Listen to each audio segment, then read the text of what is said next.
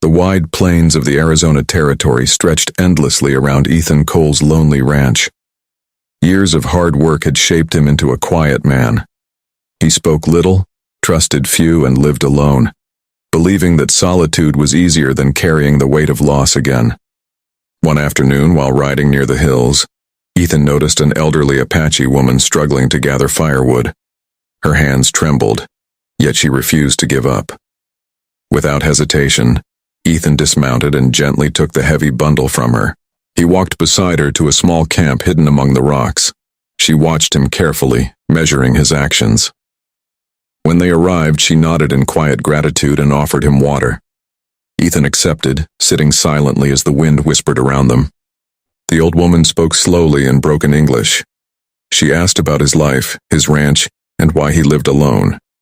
Ethan answered honestly, explaining that he had no family left and no desire to start over again.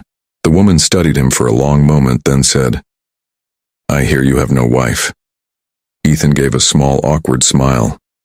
Before he could reply, she added, "My daughters are strong. They are perfect for you." Ethan was caught off guard. He had expected thanks, not an offer like this. He shook his head lightly, unsure how to respond without causing offense. "I helped you because it was right," he said calmly. The old woman raised her hand gently. "Not payment," she said. "Choice." Her voice carried wisdom, not pressure. She believed Ethan was a man of honor, someone worthy of trust. From behind the camp, two young women stepped forward. Their presence was calm and confident. They greeted Ethan respectfully, their eyes steady and thoughtful. Ethan noticed their strength immediately. They were not timid or desperate.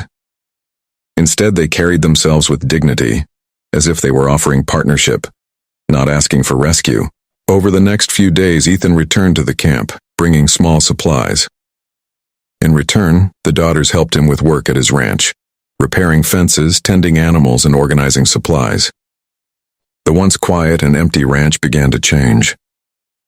Laughter slowly replaced silence, and the endless routine felt lighter.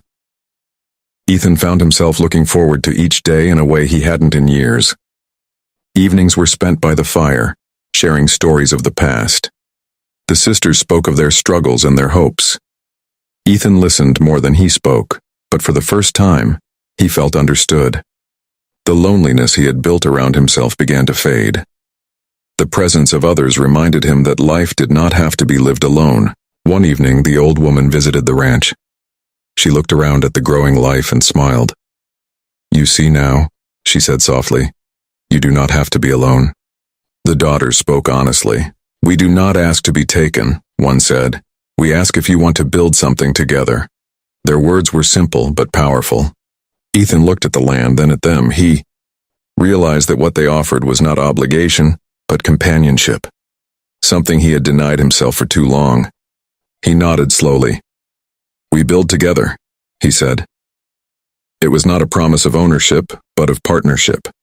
Together they worked harder than ever.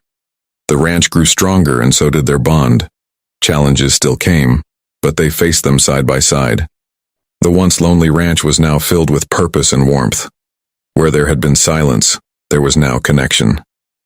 Under the endless western sky, Ethan understood something he had long ignored.